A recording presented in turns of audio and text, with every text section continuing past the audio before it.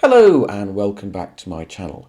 Now we're 2/3 of the way into the year, so I thought I'd do my sort of semi-regular roundup of films I've discovered for the first time. And this video I'm going to talk about 5 modern films. It's very rare these days that I like modern films coming out of the cinema now, so I thought I'd share them with you as recommendations, and I'll look at them in alphabetical order. The first one is a British film. Even rarer that I like a modern British film.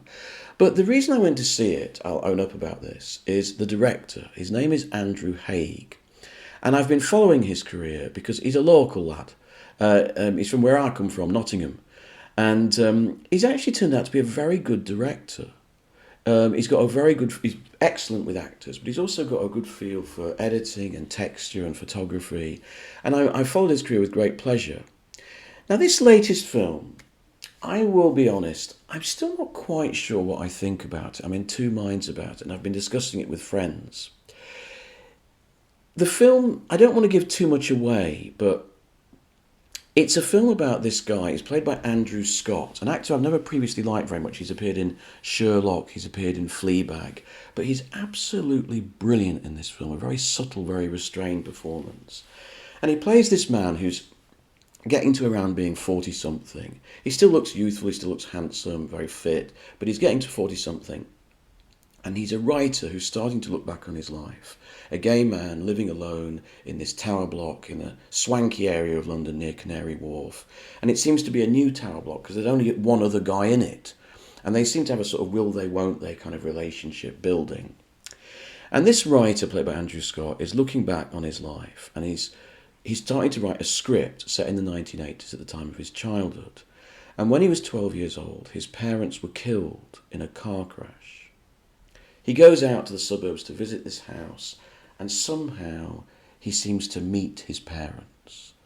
Are they ghosts, perhaps? And he starts talking to them, but they've stayed the same age. So now he's actually older than they were when they died. So it's like, if you thought back to the time of your parents, but then you can go back in time and talk to them as you are now. That's the conceit of the film. That's my problem with it. I think it's too slight a conceit to hang a film of an hour and 45 minutes on. A man looking back at his life, having an imaginary stroke supernatural conversation with his parents. And, what happens is that he goes back to his parents and he has to come out to them and explain to them that he's gay and the life that he's having. And it teeters on being a bit cliched, a bit self-indulgent. It's all based on a book, I think it's called Ghosts, a Japanese book that's part of that sort of emo supernatural genre that is very popular in Japan and which always kind of puts my teeth on edge. But I liked watching the film because I liked the quality of Haigh's filmmaking. I loved the texture of the film. I loved the look of it. I loved the editing of it. I liked the slightly dreamlike quality of it. I thought the acting by the two central men was superb. What I also liked about it is I'm a Londoner. I've lived in London since 1994. And it's very rare that you see a London film that's not made for tourists or made for an American audience, with Big Ben and the London Eye and the Houses of Parliament. This doesn't have any of that. It's set in the outskirts of the city, near Canary Wharf, or it's set in the suburbs. And it's set on the trains and tubes that those of us in London take every day. And it was so nice to watch a film that has the feel of modern contemporary London. It's not set up for a foreign audience, but true to how it's lived every day. And I quite like that about it. I'm fascinated to hear what people think about this movie. I'm still in two minds about it. I'm still making up my mind about it. I'd love to know what you think of it. Now, for something completely different. Now, all my life, I've really been into mountain climbing documentaries. No, this is really me. I haven't been replaced by some invasion of the body snatcher alien.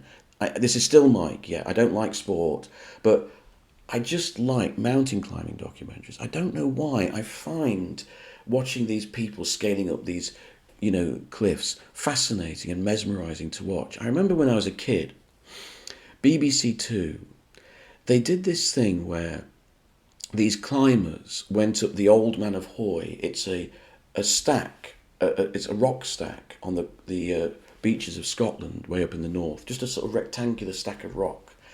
And they climbed it in real time, and they had live cameras. It was a live broadcast. I was absolutely mesmerised by it. And it gave me a lifelong fascination with climbing. I actually found out that I might have watched a repeat of the live broadcast, but I didn't know that at the time. And recently, mountain climbing films have become big business. There are loads of them now, and the equipment, the drone equipment and so on for filming climbers has got much better. So these films now are really spectacular and really beautiful on digital photography. Anyone who's seen Meru or Free Solo will know what I'm talking about. Now, the latest film I've seen is called The Alpinist, and it was directed by Peter Mortimer and Nick Rosen, and it's a profile of the climber Marc-Andre Leclerc, who's a young Canadian lad. Now, what I like about this film, apart from the absolutely stunning photography of him climbing, is that this Marc-Andre Leclerc is a bit of an eccentric, he's a bit wayward, and he has a bit of an odd relationship with the filmmakers. He clearly doesn't want to be filmed, right? And at one stage, he just buggers off. He just goes off and climbs a mountain and doesn't tell them, and they're a bit miffed. And it turns out that what he wants to do is, he wants to climb a mountain totally on his own. So it's just him versus nature. And he wants that feeling of triumph, of him conquering it completely alone, away from everyone else. How does he prove he's actually climbed up the mountain? I'm still not sure about that. How do mountaineers actually prove that they've actually done this? I'm still not sure how that works. But anyway, that's what he does. He goes off and he climbs, and he climbs without ropes and all the gear. It's a kind of free solo style. And he has to do ice climbing, he has to climb up cliff faces, overhanging everything, right? And so it's the relationship between him and the filmmakers becomes very interesting. He's this kind of free spirit who doesn't want to engage in the usual business of filmmaking, and they have sort of chase after him. And eventually this relationship reaches a kind of tragedy. So it adds an extra dimension to the film. I found it mesmerising. It's not for people who are not interested in mountain climbing, but if you are an enthusiast like me, it's well worth checking out. Now, the third film I want to talk about is the return of one of the greatest filmmakers of all time. He's come back from the dead after nearly 30 years without seeing him, or at least 30 years without making a feature film. I am, of course, talking about the great Spanish filmmaker, Victor Erice. Now, Victor Erice first appeared on the world cinema scene in 1973 with Spirit of the Beehive, one of the most beautiful world cinema films, absolutely gorgeous film. About 10 years later, in the 80s, he made El Sur, a slightly unfinished film that most people overlook, but I think it's got a real twilight beauty about it. And then in the early 90s, he made a film about a guy painting a fruit tree in his back garden, a kind of documentary essay film, a guy painting a fruit tree in his back garden. All I can say is that I think it's one of the most beautiful, moving, haunting films I've ever seen. I absolutely love it. But he hasn't made a feature film since about 1992. But he came back. And he made this film, Close Your Eyes. Now, what I'm going to say about this film, this might be a bit of a controversial thing to say. It's an old man's film. Now, what I mean by that is this. You must have come across the expression in film criticism, a young man's film. And what it means is it's kind of youthful and vigorous and full of vim, and it's a bit crazy, and it's a bit chaotic and doesn't really care. It throws everything but the kitchen sink at the audience, a bit of sex, violence, fun, anything can happen. A good example might be Francois Truffaut's Shoot the Pianist. That's a young man's film, right? And it has a zest and a free spirit, right? This is an older man's film. It's a film of reflection. It's a film of looking back. It's a quiet, calm film. Most of the film is taken up with people talking to each other, conversation. And it's a film that Victor Erice stuffs full of all the actors he's worked with over the years. And you can tell that a lot of the film is him just enjoying filming them, often at night in, conversations in, just one light and the warm glow, a fuzzy nostalgic glow, just people talking and reflecting. And he's enjoying just their being on camera. It was also for me a great pleasure as someone who, I went to university to study Spanish. it was wonderful to hear the old Castilian Spanish so beautifully spoken after all these years. And he's just enjoying giving them space to do dialogue and improvise and show what they can do. The film starts like a sort of old 1930s mystery thriller. It has a very good performance from Josep Maria Pau. He wears that old sort of gentleman's sleeping gear with the old tasseled cap. And he's hiring this sort of private detective to go to the Far East to find his daughter, I think. But you find out that this is actually a scene from a film. Then the film jumps forward, and what we realise is that the actor playing the detective in the film disappeared soon after filming this scene. Now, in Spain, there's this TV programme that's trying to track down missing people. Actually, this is very close to the truth. I remember when I was living in Spain in 1992, they used to have lots of programmes about people going missing in Spain. Anyway, so they're trying to track him down, and they interview the director of the film, and the director of the film becomes the hero of the movie, a wonderful performance, great actor.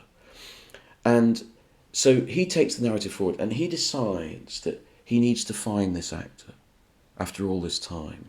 So in a sense, it's plot mirroring film. So the film is about a director who's kind of taken back to his previous work and sort of rediscovers it and rediscovers the people involved.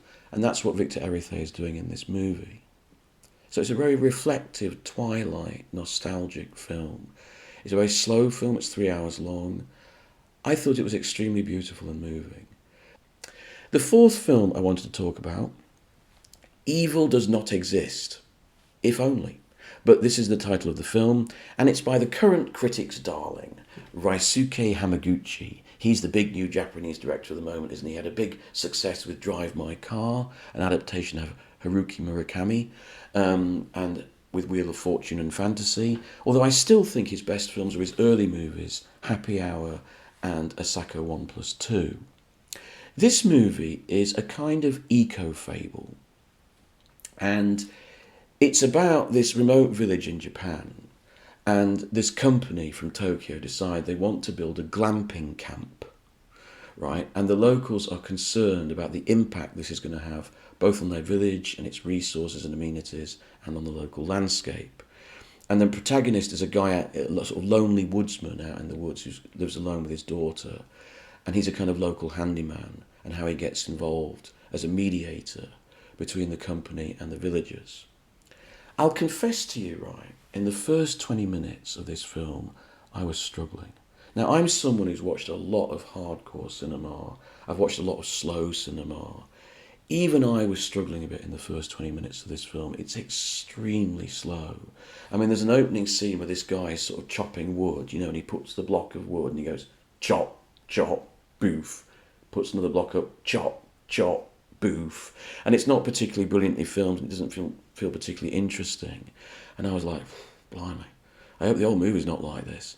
So for the first 20-25 minutes I was struggling, and then the glamping company comes to the village. And Hamaguchi goes back to a style, a sort of almost documentary type style that he employed in Happy Hour. In that movie, which looks at the lives of four 30-something women in an urban environment, the first part of the movie, they go to this kind of mind, body, spirit class, and they have to go through these exercises.